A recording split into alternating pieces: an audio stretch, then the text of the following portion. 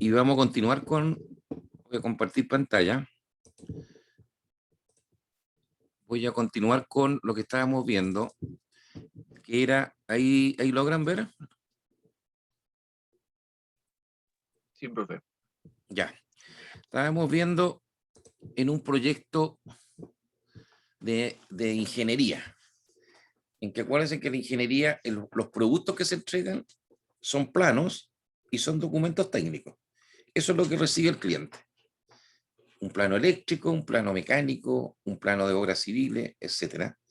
Y cuando hablamos de documentos estamos hablando de las especificaciones técnicas de una estructura metálica, estamos hablando de la memoria de cálculo, de las vigas de un puente, o estamos hablando de la hoja de datos en que están las especificaciones de los equipos que se están comprando. Es decir, el proyecto de ingeniería genera ese tipo de entregables o de resultados que van hacia el cliente y que el cliente tiene que revisarlos y aprobarlos. Entonces hay un proceso, una iteración en que el que está ejecutando el proyecto, que normalmente es una empresa externa, y en que, por ejemplo, en un plano normalmente interviene un proyectista que se llama, que es una persona que maneja el sistema CAD para hacer plano, y el ingeniero, que es el que le va dando los aportes técnicos. Entre ambos tienen que ir haciendo ese plano. Y obviamente esa dupla de profesionales va variando dependiendo de la especialidad, ¿cierto? Si es mecánico, son cierto tipo de personas, si son también de la parte electricidad y control automático son otras, y así sucesivamente. Y estas personas entonces van a ir emitiendo un plano, por decir así, en versión 1, y se la entregan al cliente para que la revise. El cliente que tiene ingeniero y que tiene gente especializada en el tema va a tomar ese plano y lo va a revisar completamente, desde verificar que la estructura del plano está de acuerdo a las especificaciones que se han definido para el proyecto. Normalmente hay tamaños.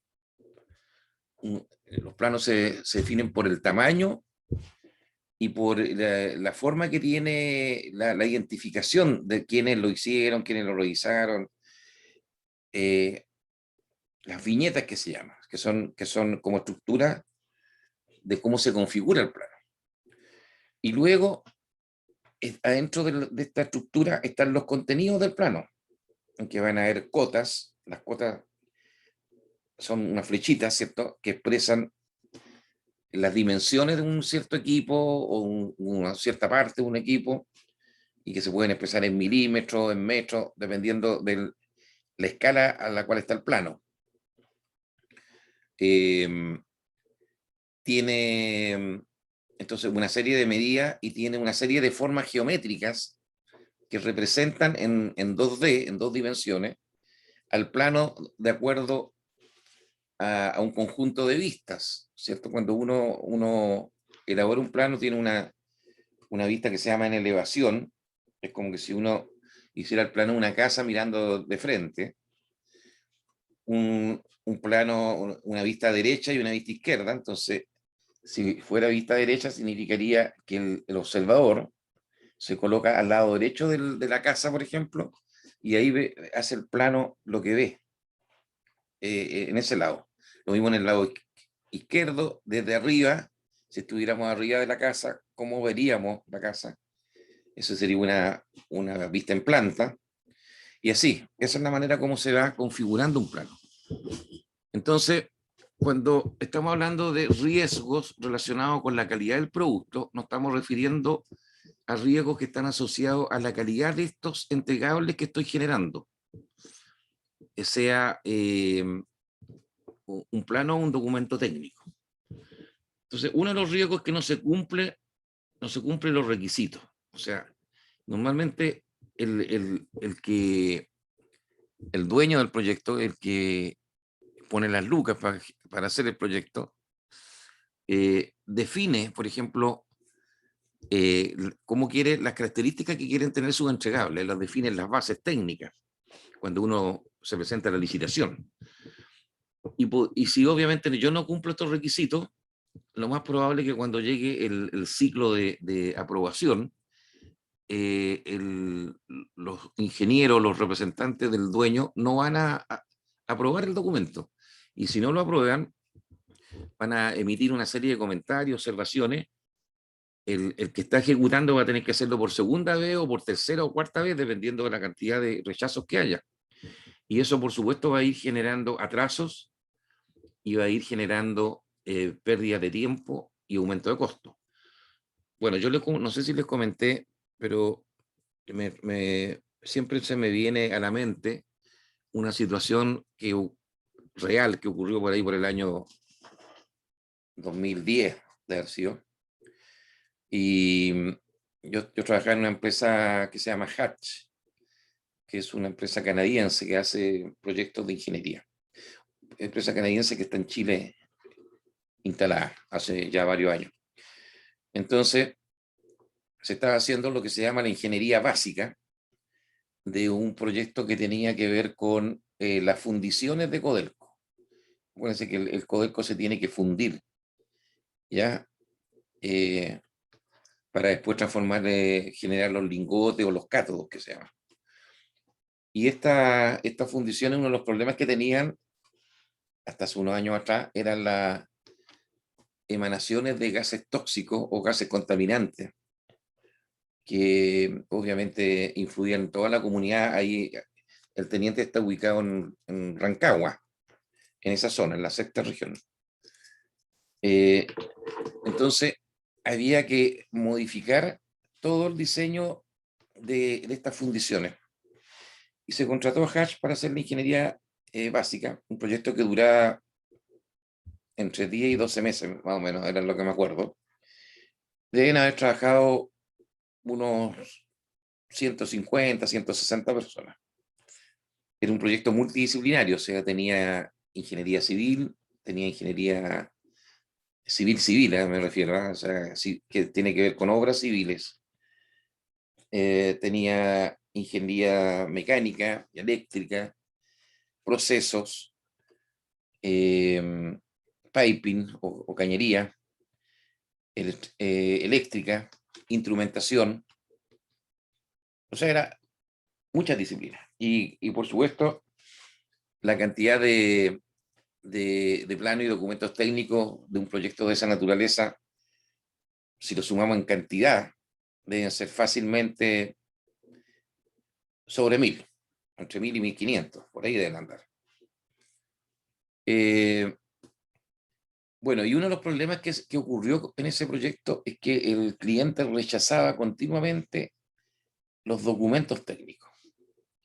Y las razones del rechazo era porque, de acuerdo a los criterios que tenía el cliente de revisión, no se cumplían con ciertos estándares en lo que se refiere a ortografía, redacción, completitud del documento, o sea, que el documento estuviera completo en términos de información, que la información fuera exacta, que no fuera incoherente, etc. Entonces empezó a ocurrir de que mucho rechazo, y estábamos hablando de que habían ingenieros de las principales universidades del país, no eran gente de lugares desconocidos, era gente en teoría bien preparada. Pero eso también tiene que ver con un mal que hay en Chile, que la gente lee poco y por lo tanto no sabe redactar.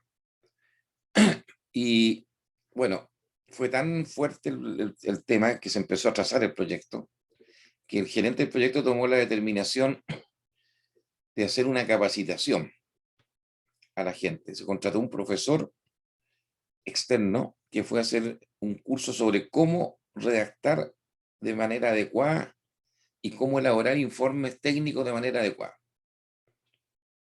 Se hizo el curso, mejoró algo la cosa, pero el problema seguía igual latente. quizás no tan profundo como antes del curso, pero seguían habiendo rechazo. Entonces, finalmente el gerente del proyecto contrató a una persona que no estaba considerada, por supuesto, inicialmente en el organigrama del proyecto, que era un ingeniero senior, o sea, un ingeniero ya con más de 20 años de experiencia, y que tenía dos cualidades, que sabía la parte técnica y sabía redactar muy bien informes. Entonces, ese señor, antes de que se le mandara al cliente, él revisaba todos los documentos que emitían los ingenieros. Y por supuesto que los corregía, los mejoraba, y una vez que estuvieran ya listos, se los mandaba al cliente. Y con eso se empezó a acelerar nuevamente y a recuperar, pero igual al final hubo como un par de meses de atraso. Y además el costo que significó haber contratado ese profesional, el relator que le fue a hacer el curso, de las horas hombre que se gastaron de las personas para ir al curso, el ingeniero senior que no estaba considerado y que también salió bastante caro. Entonces, si ustedes se fijan, un mero hecho de que no se cumpla, en este caso, ni siquiera era técnico el problema, era un problema de que la gente decía que no, la manera como estaba redactado de repente no permitía entender el contexto del documento. Eso puede generar muchos problemas. Ahora, mucho mayor va a ser la situación o más problemática si es que no se cumplen con las normas de ingeniería técnica. Entonces, el especialista de ingeniería eléctrica tendrá las normas eléctricas que hay en Chile y en el extranjero como su referencia, y en base a eso va a revisar. Entonces, es el no cumplimiento del requisito. Variabilidad en completitud de entregable. La misma historia de lo anterior, pero ahora relacionado con la completitud, que tiene que ver con la cantidad de contenidos que tiene que tener un entregable. O sea, los entregables se generan, pero en forma incompleta. ¿Ya? Es como si yo generara un software que tiene que hacer una serie de cálculos y emitirme una serie de reportes, pero lo entregara en forma incompleta. No tuviera todos los atributos que el cliente requería. Entonces, obviamente eso también va a generar reclamos del cliente, el que no se aprueben las cosas, y comienza el loop de reproceso con toda la problemática que trae en términos del avance, los tiempos y los costos. Errores graves en el diseño. O sea, el diseño el diseño de ingeniería, propiamente tal, no se está cumpliendo porque, por ejemplo, la memoria de cálculo, cuando se hizo el análisis de las vigas del puente y se tomaron todo lo que uno le enseñaba en resistencia a materiales, en que uno supone que la viga está soportada en dos puntos de apoyo y hay momentos flectores, y uno saca los diagramas de fuerza que permiten hacer el cálculo. Bueno, todos esos supuestos no estuvieron bien, hubieron errores, y por lo tanto, o en una especificación técnica de un material, no se consideraron todos los valores. Por ejemplo, si uno elige si va a hacer las vigas de un acero, hay distintos tipos de acero, y cada tipo de acero tiene cierta resistencia a la compresión, a la tracción, a la flexión. Bueno, si por X motivo se equivocó la persona que estaba haciendo el cálculo y tomó un valor que no era el correcto, obviamente le va a dar un resultado que no era correcto. Bueno, esos son errores graves ya en el diseño. Mala calidad de los entregables. Son confusos, incompletos. Lo mismo, es un poco lo mismo anterior en relación tanto a la parte técnica como a la parte más informal, quizá. Ineficiencia en confección de informes de calidad. La gente de calidad tiene que normalmente emitirle al cliente informes semanales, quincenales, de cómo se está haciendo el aseguramiento de la calidad y el control de la calidad. Pero eso nuevamente, esos informes tienen que ser completos, tienen que cubrir todas las actividades, tienen que expresar lo que se hizo, qué problemas se encontraron, qué medidas correctivas se tomaron. Bueno, y eso significa una cierta estructura del informe de calidad. Y eso, si no se cumple, nuevamente genera el que el cliente no esté satisfecho y empezamos nuevamente a iterar, a reprocesar hasta llegar a lo que quiere el cliente. Acuérdense que yo les comenté que para los japoneses la calidad es hacer las cosas bien y a la primera. O sea, si estamos haciendo un plano, que la primera versión, ojalá quede tan bien que ya no requiera más intervenciones en ese plano. O sea, el plano se entregó completo, preciso, con toda la información pertinente y sin problema. Pero cuando hacemos las cosas más o menos, ¿no? Empiezan a ocurrir estas situaciones que hay que hacerlo varias veces, hay que reprocesarlo hasta llegar al producto o al entregable que el cliente lo acepta, pero con un costo mayor y un tiempo mayor. Y por último, falta de juicio experto en la toma de decisiones. Cuando uno toma una decisión, ¿cierto? Tiene que tener información. Por ejemplo, si yo quiero invertir un cierto dinero, yo lo puedo hacer en un banco, depositarlo en el banco, puedo comprar acciones, o puedo iniciar un negocio con ese dinero. Pero para tomar esa decisión yo tengo que tener información precisa. ¿Cuánto es la rentabilidad que me genera las distintas alternativas? Si lo deposito en el banco, ¿cuánto me da si lo deposito 30, 60 o 90 días?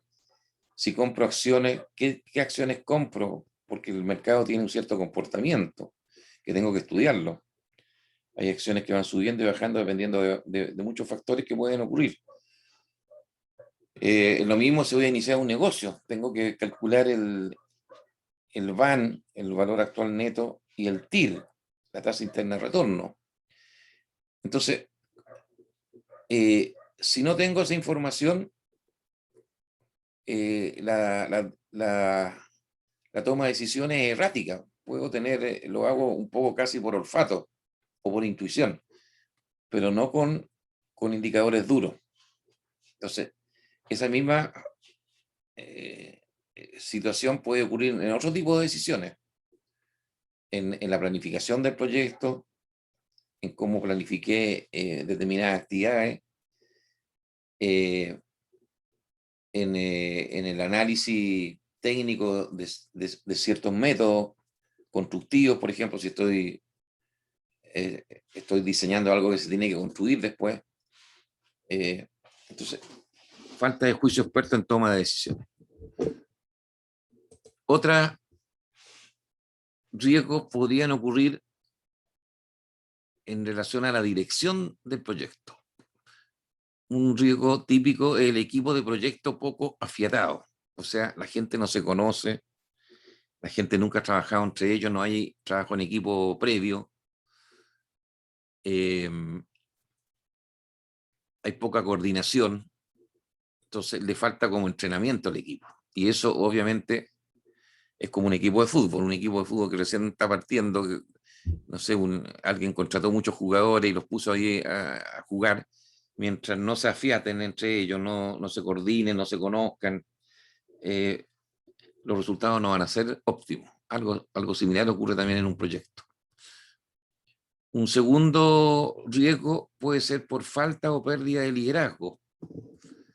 Y aquí estamos hablando del PCO, que es el ingeniero de planificación y control, el jefe del área de ingeniería y control, los jefes de disciplina, la disciplina mecánica, eléctrica, proceso, el jefe de ingeniería, y el jefe del proyecto. Cualquiera de estas personas tiene gente a su cargo. Y obviamente un líder tiene que ir dando las directrices, tiene que ir señalando el camino y tomando las decisiones pertinentes para que su equipo funcione bien. Si ese liderazgo falla por distintas razones,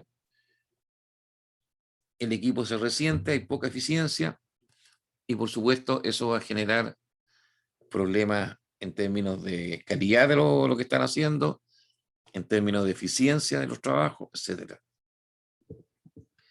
Pobre cumplimiento de roles por parte del personal clave.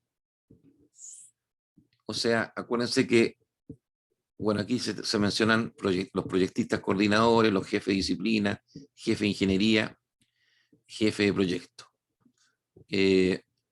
Estos también son personas que tienen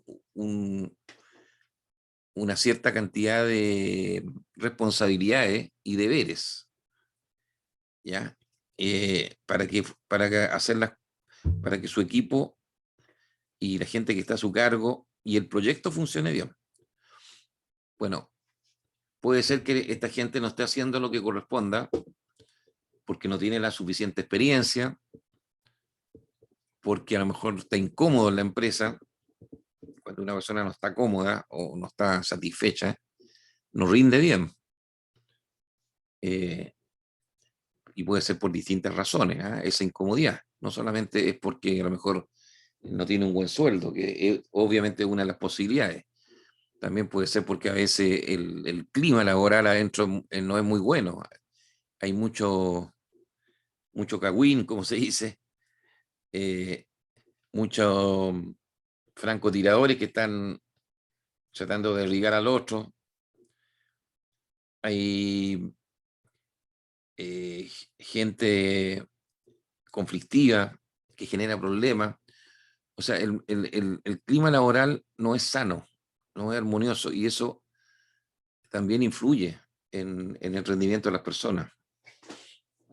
Entonces, y eso podría ocurrir porque yo me acuerdo, por ejemplo, en un proyecto que participé, que uno de los jefes principales trataba pésimo a toda la gente. O sea, lo subía y lo levantaba a garabato limpio.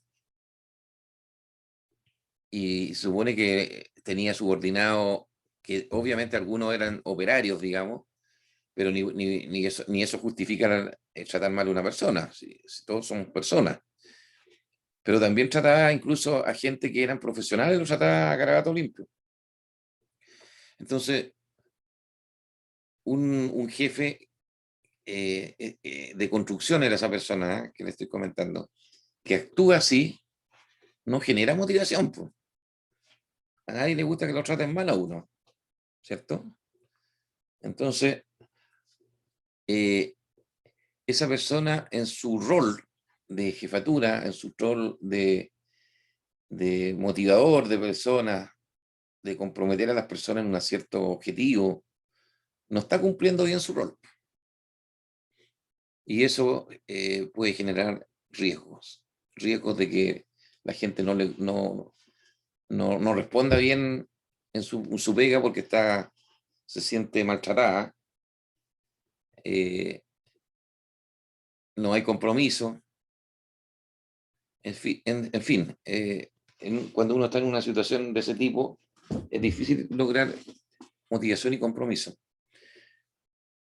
Otra razón, otro riesgo puede ser la mala integración entre el equipo que está ejecutando el proyecto y el equipo del cliente, del que recibe los entregables.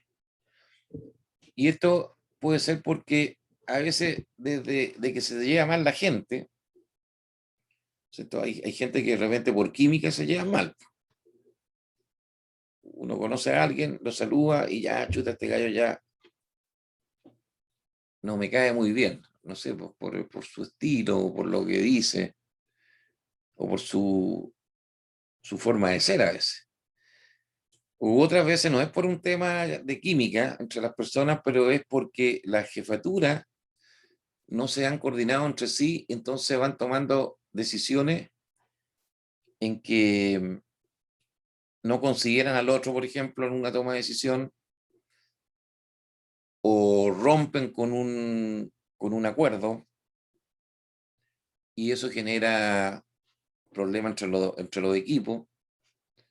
O sea, se pueden producir muchos problemas de ese tipo porque ambos equipos es como dos engranajes que en un sistema mecánico, ¿cierto? Un sistema mecánico, para que funcione bien cuando hay dos engranajes, los dientes de los engranajes tienen que calzar muy bien.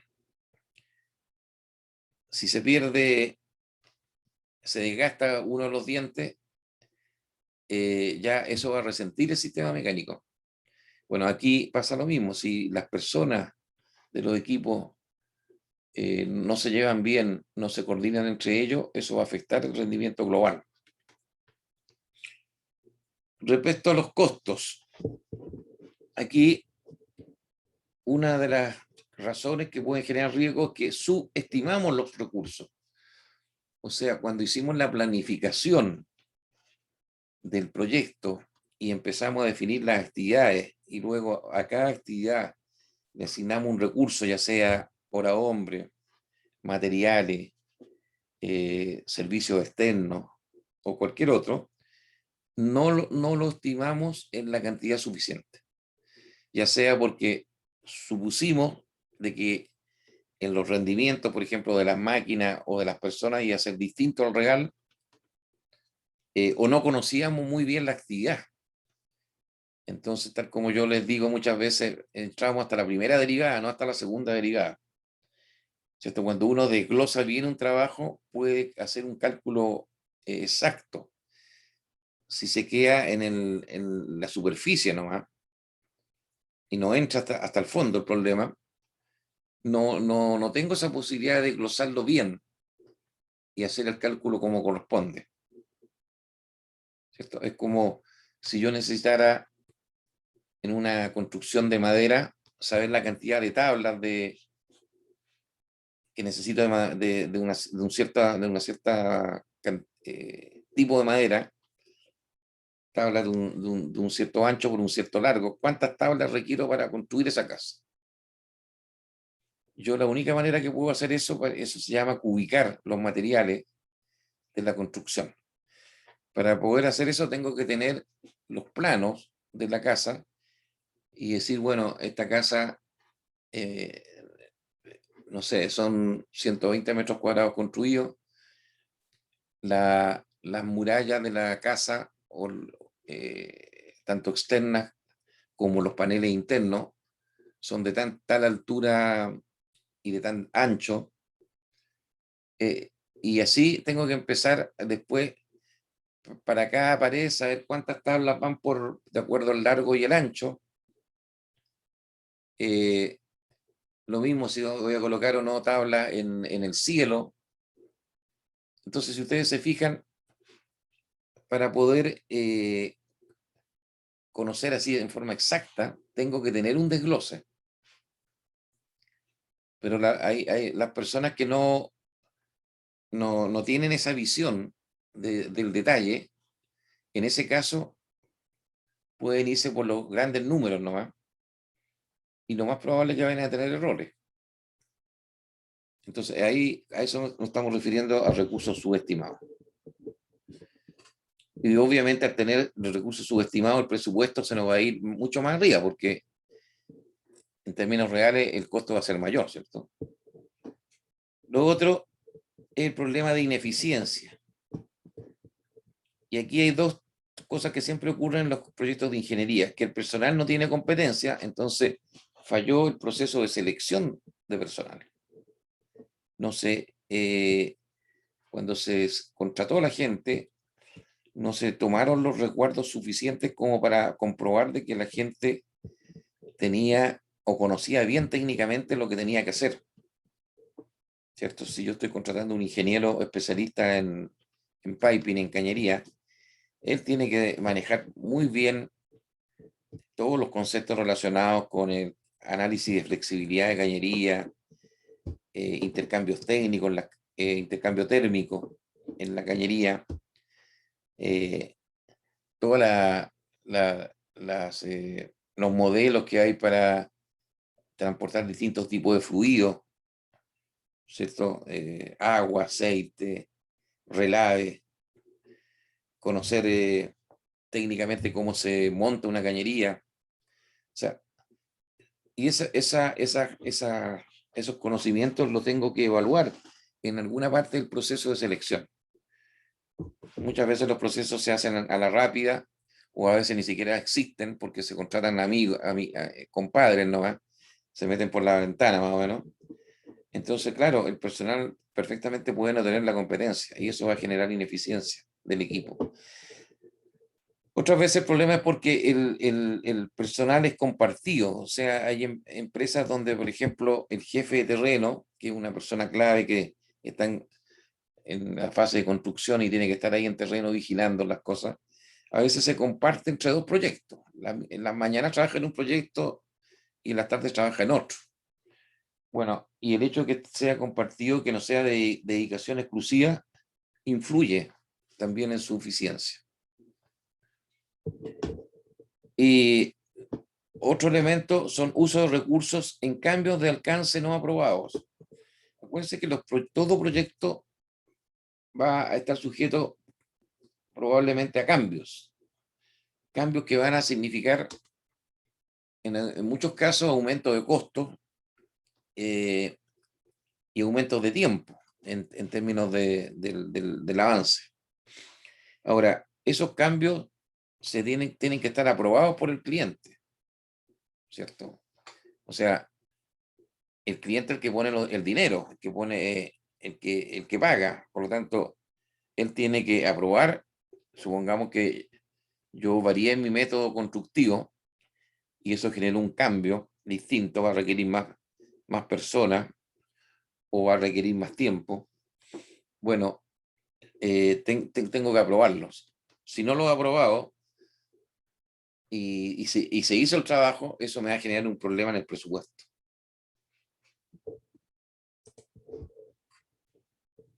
¿Qué otros problemas pueden haber en relación al tiempo? Una planificación inadecuada de las actividades. Nuevamente, calculamos los tiempos sin conocer muy bien las actividades a la cual hay que asignarle tiempo. Por eso que yo les comentaba que la persona que trabaja haciendo el cronograma tiene que ser una persona experimentada ya en proyectos.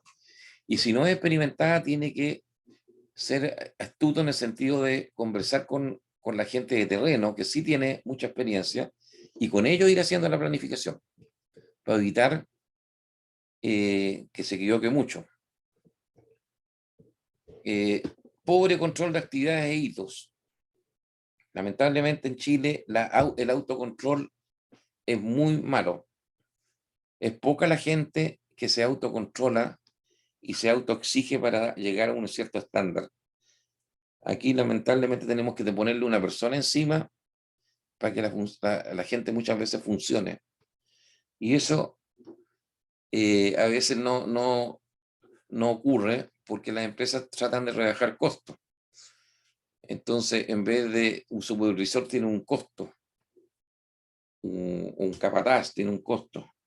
Entonces, recortamos esa gente para ser más competitivo en teoría, para ganarnos la licitación, pero después no va a cobrar la cuenta la falta de supervisores o de capataces cuando estemos en terreno. Plazo de actividades e hitos poco realistas. Esto está muy relacionado con la primera. Estoy definiendo actividades con un tiempo que no es el correcto. Bueno, en el primero también puede que ni siquiera haya considerado ciertas actividades. Bueno, entonces los plazos no los estoy manejando bien. Falta de experiencia, no haber trabajado con la gente operativa que conoce bien. Eso deberían ser las causas y generan, por supuesto, un riesgo. Ahora, con respecto al alcance, definición de alcance poco claro. O sea, la lista de entregables, los productos que va a recibir el cliente no están absolutamente claramente definidos. Y eso va a generar una dificultad desde el punto de vista de los avances. Falta de entendimiento de alcance por el equipo de proyecto. La gente que está trabajando en la ejecución no tiene claramente definido el alcance del proyecto, los límites del proyecto. Y así, ahí hay una serie de otros elementos que están influyendo en el alcance. También pueden haber riesgos organizacionales. Por ejemplo, debilitamiento del equipo del proyecto. El equipo se debilita porque alguien se fue. Fuga de recursos, le puse ahí. Alguien se va de la empresa, lo levanta otra empresa, le paga mejor y se va. Y eso me genera ahí un debilitamiento. O puede haber pugna de recursos. Cuando hay recursos compartidos, hay alguien, en vez de trabajar medio día en un proyecto y medio día, el que tiene más poder exige que se vaya todo el día uno solo de los proyectos y el otro quedó con cero recursos, digamos. O sea, le quitaron la persona. Eso también ocurre en las empresas. Asignaciones de personal compartido, lo que estábamos hablando recién, que la gente trabaja en un proyecto y en el otro proyecto otra cantidad de tiempo. Eso genera baja eficiencia. Lenta respuesta a requerimientos del proyecto. O sea, el cliente pide ajuste o cambio, o está preocupado, por ejemplo, revisaron la curva de avance del proyecto y se dieron cuenta que el proyecto lleva atraso importante. Se analiza con el que está ejecutando el proyecto y se definen ciertas acciones que tienen que realizarse para empezar a corregir esa curva de avance. Pasa el tiempo y el cliente se da cuenta que solamente el 50% de las actividades programadas se han ejecutado. Entonces, eso obviamente va a incidir, va a tener un impacto porque va a seguir el problema y eso se puede transformar en un riesgo cada vez mayor. También pueden haber riesgos externos. Por ejemplo, inadecuado manejo de los interesados, de los stakeholders. Bueno, este problema típico es en la construcción, cuando el jefe de proyecto o la empresa que está ejecutando el proyecto se despreocupó de las comunidades que estaban alrededor del proyecto. Y si es un proyecto que tiene mucha influencia en la parte de medio ambiente, el impacto en los ecosistemas que están, y no se conversó con la gente, con los representantes de las comunidades, etcétera, eso puede generar un problema tremendo. O sea, hay comunidades que de repente han parado un proyecto, ¿cierto? Y para eso usan todo tipo de elementos. Hay protestas, cortan los caminos, en fin, o sea, hay que tener un buen manejo de lo interesado. Puede ser también un interesado el mismo, los sponsors, que son los que de alguna manera promueven o soportan los proyectos. Si no le entrego la información correcta, ese sponsor puede sentirse, digamos, engañado y me quita ya el apoyo. Entonces hay diferentes elementos ahí que pueden estar influyendo. Equipo de contraparte débil o con falta de competencia. O sea, el equipo del dueño del proyecto, el que revisa, es débil y por lo tanto es muy fácil, ¿cierto? Porque normalmente en un proyecto el que ejecuta hace las cosas de una manera, el que revisa lo hace de otra manera. Si los dos funcionan bien, el proyecto va a andar bien, pero si una de las partes no corresponde, lo más probable es que el proyecto se resienta en lo técnico o en lo administrativo, y eso va a influir en la marcha total del proyecto. Lenta toma de decisiones por parte de ejecutor y dueño. Aquí tenemos un problema de que las decisiones se toman en forma lenta. No hay respuesta rápida, mucha burocracia. Lenta gestión de requerimientos. en información, recursos, aprobaciones. Nuevamente hay un tema de que falta velocidad en la toma de decisiones para estos elementos. Pobre manejo de la información. Un proyecto genera mucha información de distintos tipos. Ustedes han visto que hay distintas áreas, distintos procesos, distintos indicadores. Bueno, esa información tiene que manejarse bien. Por eso que muchas veces se recomienda que se use un software de gestión de proyectos para que la información quede más estructurada en estos software y con eso se emitan reportes, tendencias, análisis, simulaciones, modelamiento, para poder tomar decisiones correctas. Y por último, desgaste del equipo del proyecto por exceso de control administrativo. O sea, a veces hay empresas en que le exigen a los ingenieros, por ejemplo, que tienen que hacer todos los días lo que se llama un time summary, que es una rendición del tiempo. Yo comienzo mi trabajo a las 9 y termino a las 6:30 de la tarde. Entonces, de las 9 a la tal hora, ¿qué hice? ¿En qué documento estuve? ¿Y cuánto tiempo me demoré? Después de las 10:30 a las 12:30 y así. Entonces, la gente lo empiezan a llenar de tareas administrativas que al final lo terminan desgastando y incluso molestando. Y eso también puede generar una desmotivación de la gente, y la desmotivación baja la eficiencia. Al bajar la eficiencia, aumentan los tiempos y aumentan los costos. Ya, esos son como un resumen de riesgos que podrían haber en un proyecto de ingeniería. Otras razones típicas de falla en un proyecto: que no haya gestión de riesgos. O sea, todo este análisis que estamos viendo nadie lo hace. Y yo les aseguro que el 80% de las empresas chilenas que hacen proyectos no hacen esta gestión de riesgo. Por lo tanto, ya ahí hay un problema. Mal manejo de los grupos de interés, que son los stakeholders. Mala definición y gestión de los requerimientos. O sea, cuando se definió el alcance del proyecto, no se definieron bien los requerimientos. Y eso es una zona bastante peligrosa. Hay que aclararla bien desde el minuto 1. Mala definición del alcance del proyecto y su producto. Falla de los proveedores.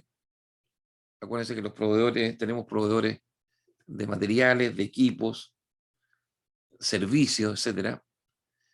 Y si esos proveedores no los elegimos bien, no hicimos una buena selección nuevamente, nos puede llegar un proveedor con muchos problemas. Y eso obviamente va a tener impacto en el resultado del proyecto. Falta de intuición y experiencia. Entre paréntesis, le puse falta de radares. O sea, no tenemos la gente que tenga los sensores, digamos, que vayan de alguna manera dando señales de cómo va el proyecto. Y eso uno lo aprende con la experiencia. En la medida que uno ha estado ya en varios proyectos y ve los avances, cómo van los problemas, cómo se están resolviendo, uno va teniendo estos radares. Mala coordinación, sobre todo entre áreas distintas que tienen que a veces complementarse de una manera adecuada para que funcione todo el sistema. Y malas estimaciones. Las estimaciones normalmente uno las usa en la planificación propiamente tal. Entonces aquí uno podría hacer un resumen de las razones típicas de falla de un proyecto. Planificación y control deficiente por todos los problemas que hemos hablado, que problemas de definición de todas las actividades que se necesitan y definición clara de los recursos y el tiempo. Falta de pensamiento sistémico, esto muy orientado hacia mal uso de la información que va generando los distintos procesos del proyecto. Mal manejo del día a día, en el sentido del control que tengo que tener y de la información que tengo que ir manejando día a día para tomar buenas decisiones. Competencia inadecuada del equipo del proyecto, o sea, hay cargos que no pueden, por alguna razón, no están funcionando como corresponden y eso está impactando la marcha y el funcionamiento del proyecto.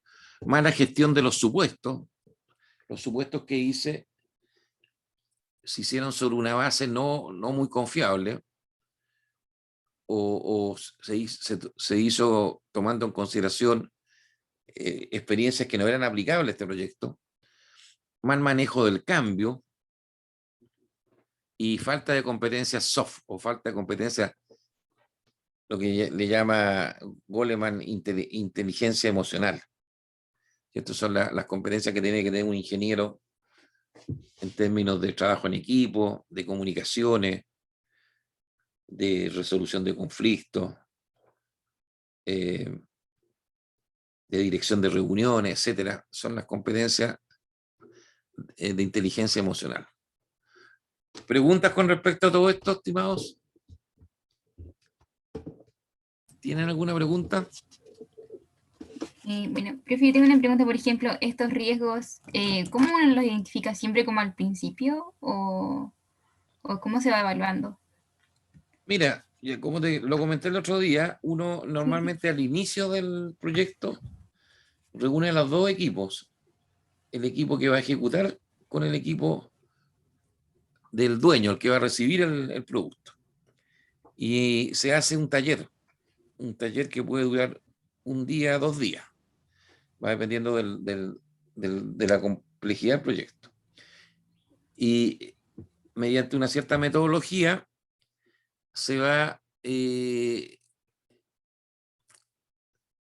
creando y llenando una matriz de riesgos que abarca todos los riesgos que pueda tener el proyecto en estos ámbitos que mencionamos anteriormente, ya sea riesgos organizacionales, riesgos en la dirección del proyecto, riesgos en la calidad del producto, etc. Entonces ahí te va a salir, se supone que a ese taller van las posiciones claves que tienen ambos equipos. O sea, estamos hablando jefatura. Y significa entonces que son personas todas con experiencia. Sobre 10 años de experiencia cada persona. Y ese es el primer levantamiento que se hace al inicio del proyecto. Y después la persona que está a cargo del área de riesgos tiene que ir chequeando cada 15 días o un mes. Ahí hay que tomar una decisión cuál de las dos es mejor. Tiene que ir actualizando y ajustando esa matriz de riesgo de acuerdo a cómo se está comportando el riesgo ahora que el proyecto ya empezó a funcionar. Así es como funciona la cosa. ¿Se entiende? Sí, profe, gracias. Es que como son tantos, igual como que Sí. no imaginaba como que se podían evaluar todos al principio. No, obviamente al principio puede que no. De hecho, el hecho que cuando tú estás partiendo y a lo mejor tenías un equipo de determinadas personas y contrataste el 30% que no lo conocía, uno parte el proyecto suponiendo que la contratación fue bien hecha, ¿cierto? Y que la gente tenía las competencias. Pero a los 2 o 3 meses de funcionado el equipo, de comenzado el proyecto, tú te empiezas a dar cuenta que ciertas personas no trabajan tan bien. Eso lo va dando la marcha del proyecto, ese riesgo, ¿te fijas? Y así como ese pueden haber muchos otros. Por eso que hay que ir actualizando la matriz y no solamente actualizándola en términos de identificación de riesgo, sino que también de qué vamos a hacer para reducir el riesgo. Acuérdate que aquí se trata de identificar, evaluar, medir el impacto y finalmente definir los planes de respuesta o de mitigación. Ah, ya, profe. ¿Alguna otra duda? Por mi parte, ¿Sí? Y por Camilo, ¿tiene duda? No, profe. Ya. Bueno, aquí hay un análisis que sería interesante conocer, que es la identificación del riesgo, que es el proceso para determinar qué riesgos podrían afectar al proyecto y documentar sus características. Pueden haber riesgos conocidos y riesgos desconocidos. Lo que hablábamos recién, cuando estamos partiendo, el jefe de proyecto no tiene por qué deducir de que va a haber un riesgo con las personas en términos de las competencias, porque él parte de que el proceso de selección fue bien hecho. Y por lo tanto, ese riesgo es un riesgo desconocido. Ahora, en la medida que yo voy identificando los riesgos, voy reduciendo estos riesgos desconocidos. ¿Cierto? Esta proporción entre riesgos conocidos y desconocidos se va achicando o se va reduciendo en términos de los porcentajes en la medida que hago una buena gestión de riesgo. O sea, en la medida en que voy identificando en el tiempo los riesgos que van surgiendo.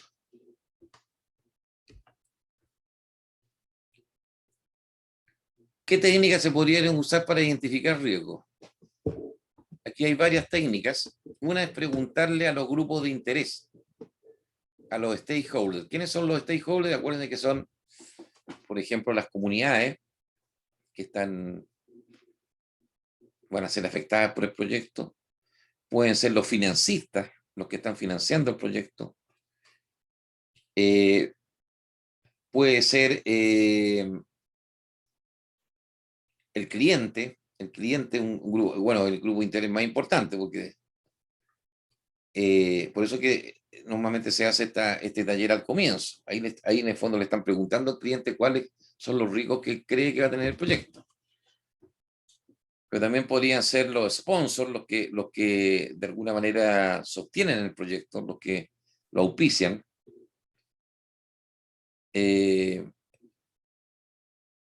Pueden ser también el personal que está tanto ejecutando el proyecto como el que está recibiendo por parte del dueño del proyecto. Entonces, esos grupos de interés, preguntarle ya es como cuando uno hace una encuesta, ¿cierto? Sí, es como que hiciera una encuesta hoy en día, ¿cuáles son los riesgos de la pandemia? Entonces, puedo hacer un análisis por rango etario, personas a tal edad, qué riesgos consideran que son los más importantes,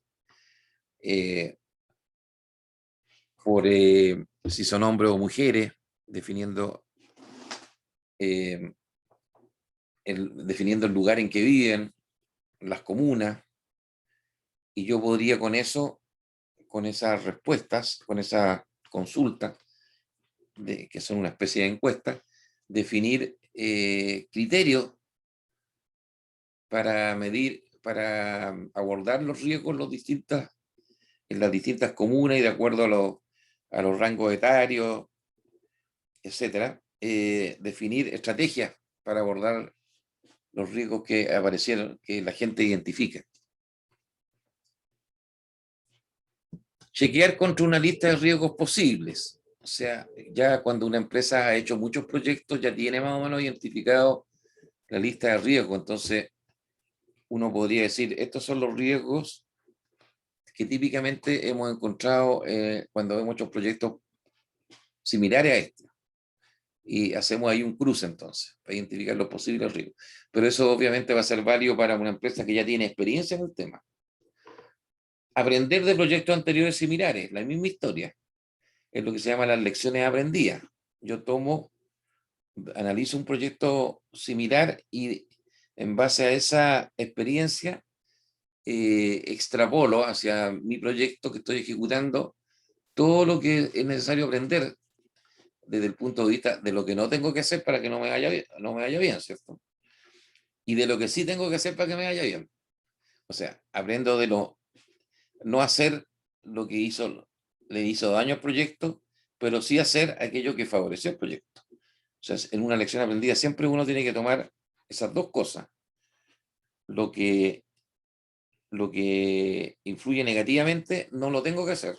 No lo puedo repetir porque si no voy directo al fracaso. Pero sí tengo que hacer aquello que fortalecía el proyecto, aquello que lo mejoraba. Y analizar el presupuesto y programa. Analizar el presupuesto y compararlo con lo real me va dando señales de qué se está haciendo bien, qué se está haciendo mal, dónde están los mayores costos, y por lo tanto empezar a ver, al analizar las causas de eso, dónde estarían los posibles riesgos. Y lo mismo con respecto al análisis del programa. El programa, estamos hablando del cronograma de actividades, en que yo defino para cada actividad los tiempos requeridos para hacer la actividad, los costos involucrados, y con eso yo puedo entonces, en la medida que veo brechas muy significativas, al comparar lo planificado versus lo real, puedo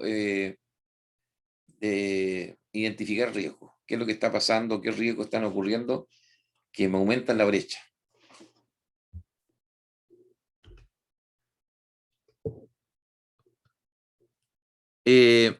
Otras fuentes o fuentes, digamos, que sería bueno tener en claro para identificar riesgos. Por ejemplo, las personas, sus competencias técnicas, competencias en manejo de personas, los modelos mentales con que se manejan para tomar la decisión. Hay personas que son muy analíticas, otros son más pragmáticos. Hay estructuras, ciertos, mentales que las personas tienen. Y en cada puesto a veces se requiere una cierta estructura. Los planes y programas que se van a usar, la tecnología que se va a usar para la tecnología predominante para hacer el proyecto, ciertos cuestionarios, registro histórico, que esto tiene que ver con cuando la empresa que está ejecutando el proyecto ha hecho muchos proyectos, entonces puede basarse en los registros históricos. Un análisis de sensibilidad, que es lo mismo que se hace cuando uno evalúa un proyecto, ¿cierto? Un análisis de sensibilidad significa mover una variable en un cierto rango y ver cómo impacta el proyecto.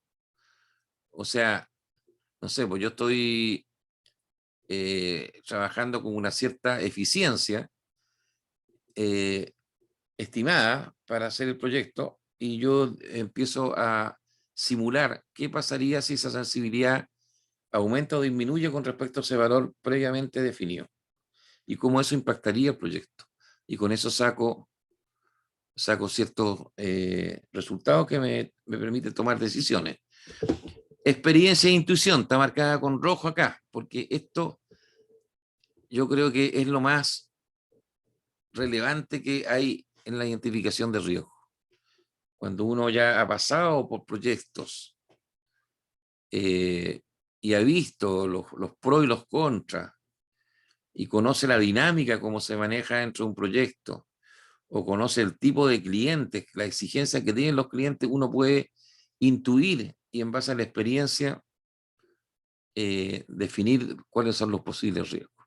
Bueno, y acá hay otra serie de otras fuentes, los supuestos del proyecto, el diagrama PERT, la estructura de glosa del trabajo, los reportes de avance. Aquí podría uno hacer una serie de manejos estadísticos, calcular la varianza, las tendencias, la documentación del contrato, los requerimientos de cambio. Esas son típicas fuentes de riesgos. También en los costos hay riesgos. Hay riesgos con los costos porque existen lo que se llaman los costos sumergidos o costos ocultos.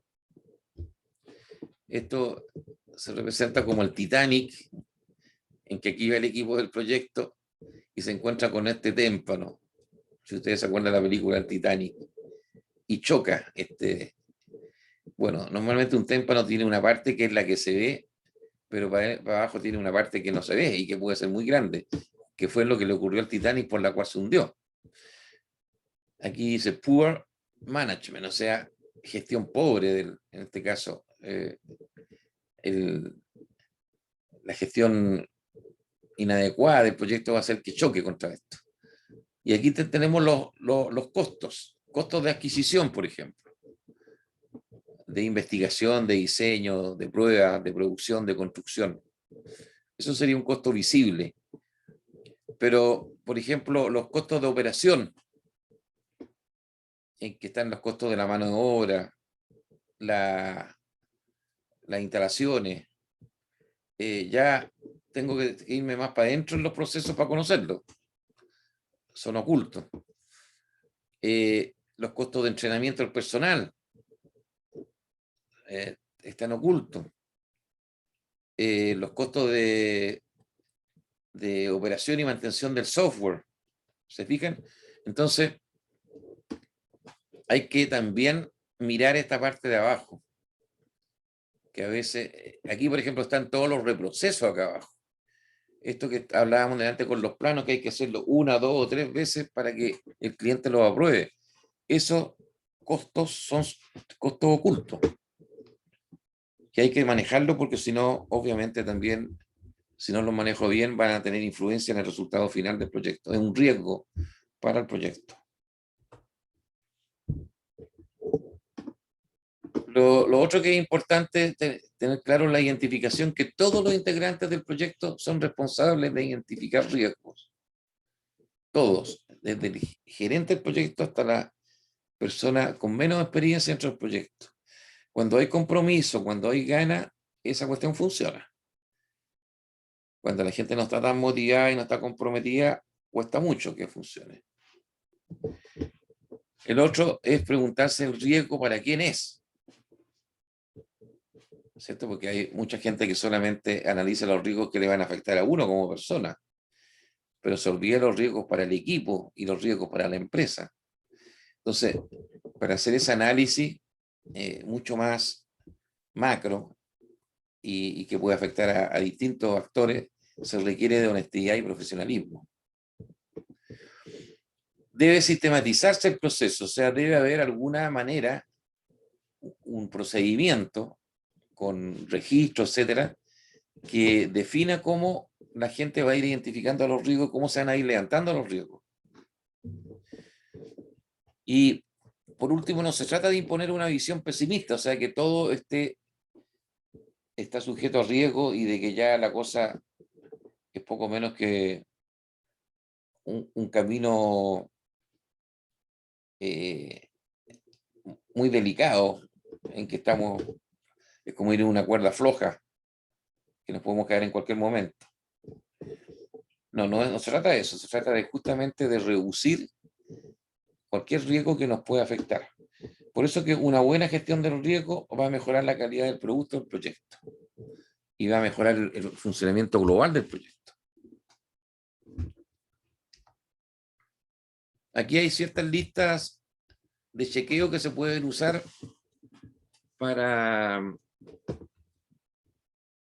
evaluar, identificar y evaluar posibles riesgos. Por ejemplo, en relación al equipo, ¿cuánta gente hay en el proyecto? Si hay mucha gente ya, por experiencia uno empieza a decir, chuta, esto está sobreestimado. ¿Qué porcentaje está 100% dedicado al proyecto? ¿Qué miembros del equipo dedicarán menos del 20%?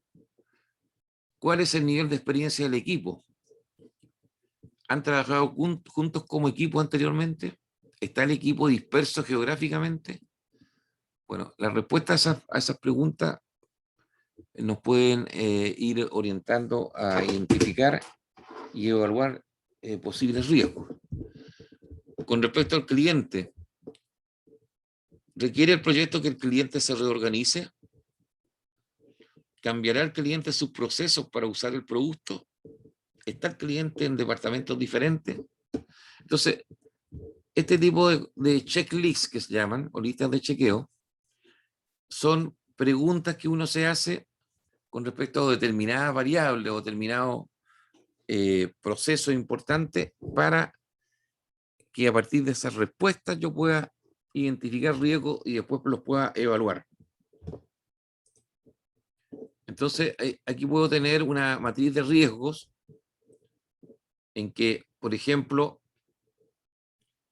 en la fecha 10 de enero del 2006, es el responsable el señor Arturo Gómez, que es lo que decía, que las condiciones del terreno están en un proyecto de terreno, de una construcción, un montaje. Las condiciones de terreno requieren de una compleja máquina de perforación, la que probablemente dañaremos. ¿Qué estrategia se requiere para resolver eso? El proveedor del equipo suministrará un operador por un costo estimado de $10.000. O sea, el equipo no lo sabíamos usar, esta máquina de perforación, y por lo tanto tenemos que contratar un recurso a lo mejor que ni siquiera estaba previsto. Estado actual, después de 2 meses, el 20 de marzo del mismo año, el operador y la máquina están contratados y programados. Pero obviamente, por el hecho de que ya tuvieron que meter una máquina de perforación, a lo mejor en el terreno encontraron roca, estaban instalando una cimentación o una fundación y se encontraron con roca y tuvieron que perforarla, sacar la roca. Esto significó más tiempo y significó más costo. Entonces ahí había este riesgo, tendríamos que haberlo detectado antes, ¿cierto? A lo mejor haberle pedido al cliente si tenía un estudio de suelos, que se llama, que lo hacen ingenieros geotécnicos, en que determina la calidad del suelo. Y eso se le pide normalmente antes que comience el proyecto, porque con eso uno planifica cómo hacer el manejo ahí de la compactación y los rellenos y toda la parte de movimiento de tierras que se llama. Otro riesgo, tomado el 5 de febrero del 2006, el responsable era el Departamento de Recursos Humanos. El mandante, o sea, el dueño, requiere que todos los diagramas sean preparados usando un software que nuestros técnicos no han usado anteriormente.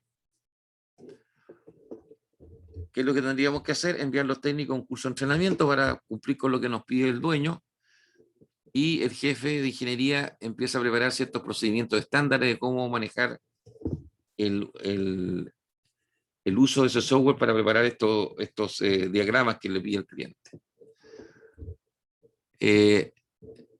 Se termina esto el 18 de marzo del 2006 con buenos resultados, y en la parte del curso de entrenamiento y lo relacionado con los procedimientos y los registros se termina en otra fecha adicional.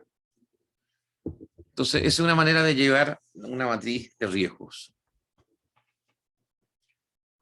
Cuando también quiero evaluar los riesgos, tengo que hacer una evaluación cualitativa y luego cuantitativa. Para hacer la evaluación cualitativa, tengo que examinar cuál es la probabilidad de ocurrencia del riesgo y luego cuál es la seriedad de las consecuencias resultantes o el impacto que tiene. La cuantitativa es multiplicar, ¿cierto?, la probabilidad por el impacto. Ese va a ser el riesgo. Y los riesgos, una vez que yo ya lo he calculado, los voy a priorizar de acuerdo al que tiene mayor o menor riesgo para su posterior análisis o acción por medio de la combinación de las dos variables anteriores. Entonces, el poder, sobre todo, calcular cuantitativamente la magnitud del riesgo me permite después priorizar los planes de respuesta o los planes de mitigación. Entonces, Aquí hay una manera de definir, de acuerdo a los niveles de precisión requeridos para la evaluación. Un nivel básico es definir un riesgo en forma, decidiendo que es de riesgo bajo, es de riesgo mediano o riesgo alto. Que un nivel intermedio es de darle un número, está entre 0,1, un 0 o un 100%. Y un nivel avanzado es ya tener estos análisis mucho más depurados en forma con información estadística de cómo ocurrió el comportamiento del riesgo en el tiempo, y de acuerdo al lugar donde se están produciendo. O sea, el nivel de precisión tiene que ver acá con la cantidad de información que voy a manejar para determinar el riesgo.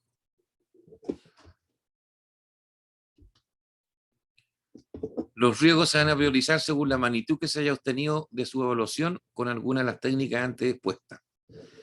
Esta priorización se indica en el registro de riesgo, cuál es primero, segundo, tercero, dependiendo de la cuantificación del riesgo. La priorización da cuenta de la severidad del riesgo en relación al programa, los costos y o la calidad y de su urgencia. Obviamente no me interesa abordar todos los riesgos que sean de mayor impacto en el tema de los plazos del proyecto, en los costos del proyecto y en la calidad del proyecto. Y la prioridad puede indicarse con números donde la prioridad 1 es la más importante.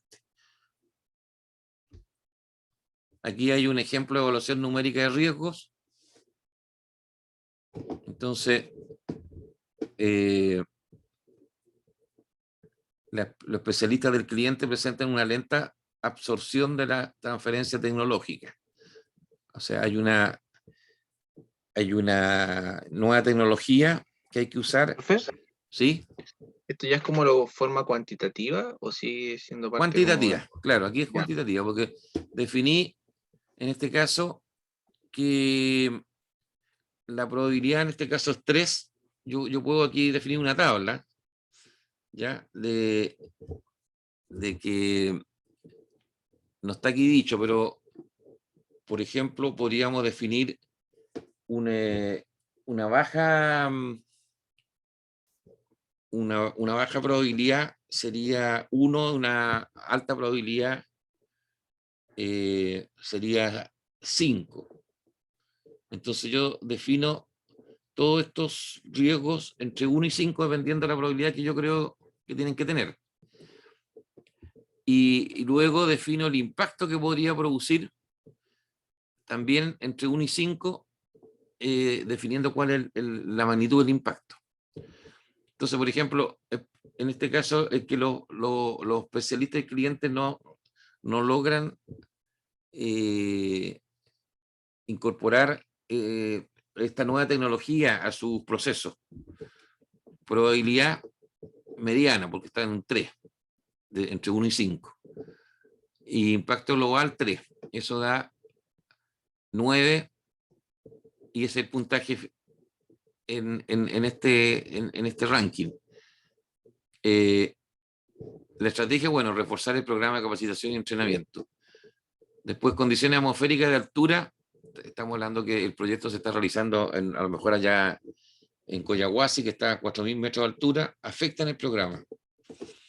Entonces, ahí voy colocando los distintos niveles de probabilidad y voy definiendo, por lo tanto, después las prioridades. Este tiene el mayor puntaje, por supuesto va a tener la mayor, estos dos tienen la principal prioridad. ¿Te fijas? Es una manera de que después de hacer el cálculo de multiplicar la probabilidad por el impacto, yo los priorizo. Pero obviamente tengo que tener gente que defina bien estas dos cosas. Y eso es lo que se hace con estos talleres. Y luego el especialista en gestión en riesgos tiene que ir durante el transcurso del proyecto definiendo lo que vaya ocurriendo y dándole estos valores para construir esta tabla en el tiempo.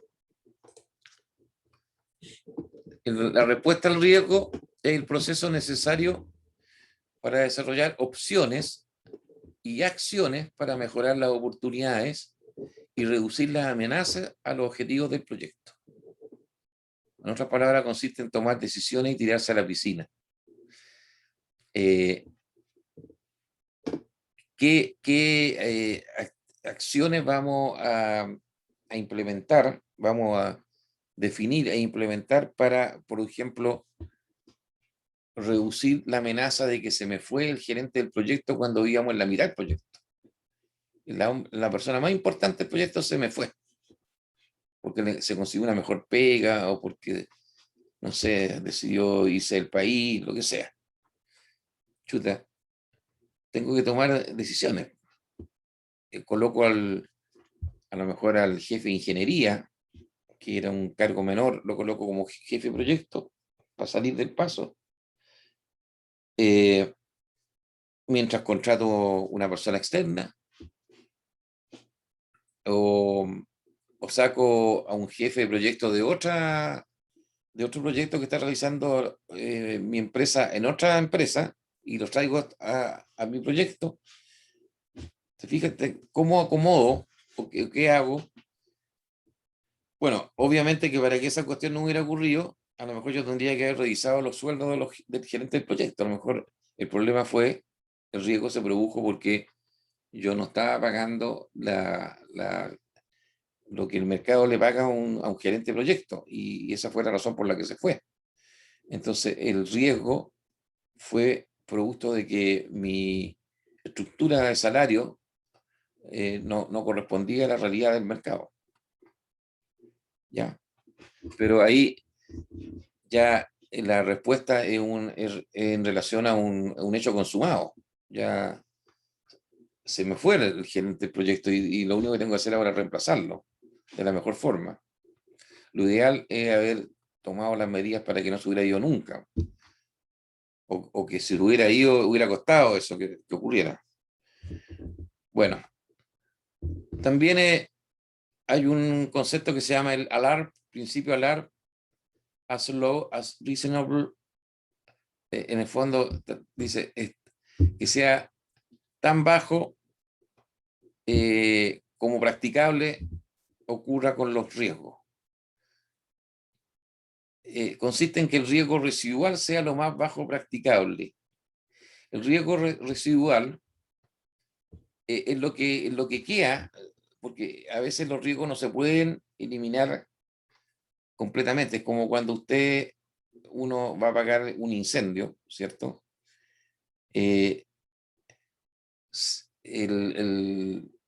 Uno aborda con agua o con productos químicos en polvo. Hay, ¿cierto? Formas de apagar de reducir el incendio. Y uno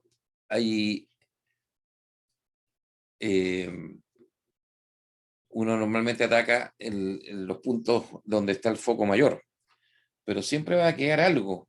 De hecho, uno escucha en las noticias que como que se reapareció el incendio. Hubieron como focos o pequeños lugares donde de repente aparece nuevamente un incendio. Ese es el riesgo residual. Y lo que uno tiene que tratar es de reducir al máximo eso, que vaya a provocar el menos daño posible. Dice, el riesgo residual es tan bajo que cualquier acción para reducirlo aún más sería más costosa que el impacto del riesgo. O sea, llega un momento en que si yo quiero hacerlo llegar a cero con el riesgo, eso me costaría más que el beneficio que obtengo. También se conoce como riesgo tolerable toda esta situación. Entonces, esta es la última lámina que vamos a ver hoy. Dice que aquí hay riesgo inaceptable, hay riesgos en que yo puedo reducir el residual a un mínimo, y hay riesgo insignificante.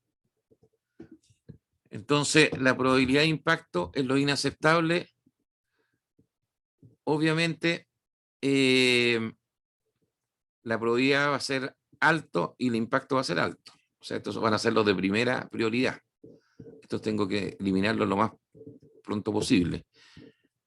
En estos de acá se puede dar dos situaciones.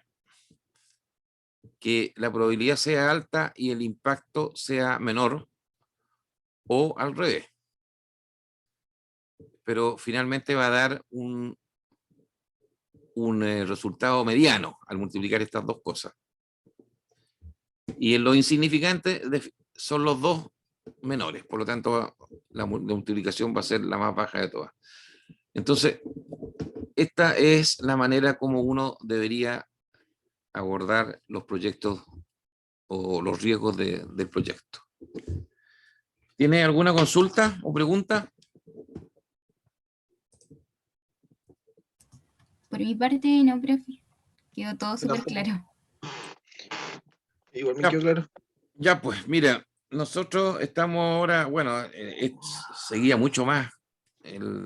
O sea, si hubiéramos profundizado, deberíamos haber seguido con mucho más, todavía con este tema de los riesgos, ¿eh? Daba mucho el análisis. Pero vamos a llegar hasta aquí con esta parte. Y la próxima semana deberíamos comenzar con, no sé si gestión de los recursos humanos, ahí estoy viendo, o la gestión de las adquisiciones del proyecto, una de las dos. Me quedan tres temas que ver, que son la gestión de adquisiciones, gestión de recursos humanos y la gestión de los interesados del proyecto. Ahora, como el curso se ha ido reduciendo, vamos a tener que hacer una pequeña modificación con respecto a al último, a este taller que tenían que presentar ustedes al final. No sé si se acuerdan. Sí, profe. En que yo le había entregado ahí, eran 3 grupos de 2 personas. Entonces, vamos a ver qué pasa con este señor Sagreo, si realmente se retiró o no. Profe, ¿Mm? bueno, yo le hablé por WhatsApp y me dijo que está hospitalizado desde la semana pasada por COVID, así que por eso no podía entregar el taller y probablemente esta semana no vuelva tampoco a clases. Así que Chuta. ahí yo creo que se va a comunicar con usted cuando pueda. Pero está recuperándose. Me dijo que recién hoy día como que estaba un poco mejor. Chuta máquina. Está complicada esta cuestión del COVID, ¿eh? Sí. Muy complicado, hay que andar con mucho cuidado. Ya, ojalá Dios quiera que todo ande bien y que se recupere. Ya, entonces significa que él sigue. Bueno, ahí yo obviamente Sí, le daré las facilidades para que entregue el taller y todo eso y se ponga al día después. Pero está bien, entonces, bueno, con los 4 entonces que quedan, tendré que definir una forma para que a lo mejor hagan trabajos individuales. Déjame pensarlo bien y la próxima clase les digo cómo sería esa última parte. ya, profe. Y la fecha en que lo haríamos, porque también quiero revisar la fecha en que termina el semestre, de tal manera que hagamos calzar las evaluaciones que faltan dentro de los periodos. Así que yo en la próxima clase le hago ese comentario. Ok, bien pues. Nos estamos viendo el próximo martes, que estén muy bien, buen fin de semana. Chao, profe, que esté bien. Chao, profe. Ya, Gracias por chao, la que estén clase. bien. Chao, chao. Chao.